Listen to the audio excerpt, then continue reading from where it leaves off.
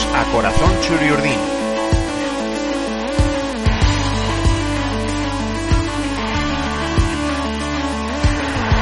El podcast en el que escucharéis historias sobre la historia de la Real Sociedad.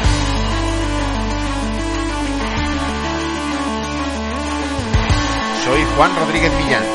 Arrancamos.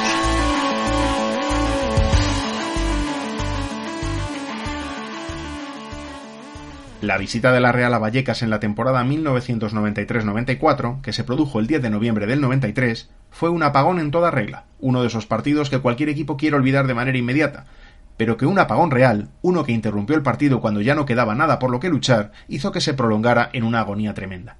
¿Y de quién fue la culpa? No nos adelantemos y repasemos la cronología de aquel partido. El comienzo de la Real aquella temporada fue fantástico, contra todo pronóstico colocándose desde el principio de la liga entre los equipos de cabeza.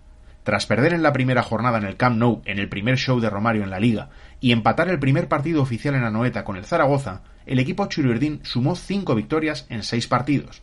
Pero a estos le siguieron 2 derrotas consecutivas, la primera en Tenerife, encajando 2 goles en un minuto, y la segunda, aún más inesperada, 1-3 en Anoeta ante el colista, el Lleida, que lograba así, y en la 10ª jornada, su primer triunfo del curso.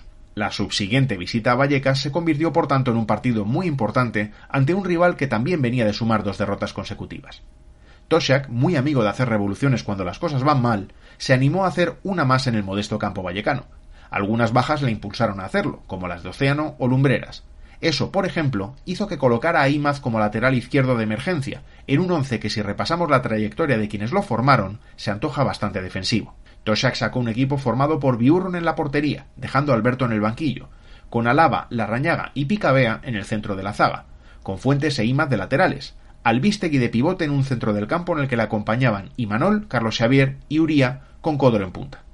Y a pesar de todo, el apagón que sufrió el entramado defensivo de la Real fue de campeonato.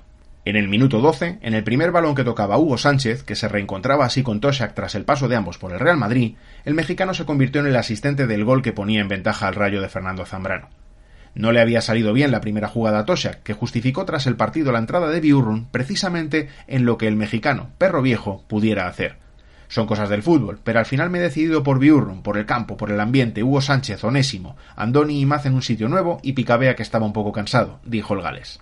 Biurrun, lejos de ser el culpable de nada, fue más bien el primer espectador de todo en un partido en el que apenas hubo ocasiones en las 2 porterías, y las que hubo acabaron entrando. Carlos Xavier sí tuvo una muy clara en un remate de volea del portugués, pero Wilfred anduvo inspirado y evitó el empate. En el partido que no pasaba nada, el colegiado Anzuategui Roca se mostró bastante quisquilloso con la Real, hasta el punto de que sancionó con tarjeta amarilla 2 de las 3 faltas con las que completó la primera media hora de juego, para Picabea y el propio Carlos Xavier. El 1-0 al descanso dejaba el partido abierto, y Toshack quiso aprovechar la lesión de Fuentes para fortalecer algo más el ataque, poniendo a Alquiza sobre el césped para la segunda mitad. Pero los 5 primeros minutos de la reanudación convirtieron el apagón churiurdin en una oscuridad abrumadora. En el minuto 47, Hugo Sánchez hizo el segundo gol del Rayo, aprovechando un centro atrás de Pablo, y en el 49 Orejuela firmó su doblete, fue también el autor del primero, en una buena contra que tuvo a Pablo de nuevo dando la asistencia de gol. En el descanso veía más cerca el empate, dijo Toshack ante la prensa, donde sentenció que no se pueden regalar partidos como lo estamos haciendo últimamente. La única luz realista del encuentro la puso Alquiza en el minuto 84 al marcar el gol del honor, cabeceando en el segundo palo uno de los innumerables córners que había forzado la Real. En el minuto 84, y en condiciones normales, se podría haber dicho de aquel partido que no hubo tiempo para más, pero tiempo hubo mucho, sí, y también el apagón de verdad. 2 minutos después del gol de Alquiza, a 4 del final, se fue la luz del campo de Vallecas. ¿La razón? Una rata. Sí, un roedor decidió colarse en el transformador de luz del viejo recinto del Rayo, quedó frito al instante, pero al mismo tiempo se llevó por delante toda la energía que iluminaba el césped. Anzuategui Roca suspendió el partido a expensas de que se pudiera solucionar la avería, y los operarios del Rayo tardaron 23 minutos en hacerlo, lo que retrasó considerablemente el final de un partido que se disputó un miércoles a las 9 de la noche. Lo curioso de los 2 apagones es que ambos tuvieron segunda parte.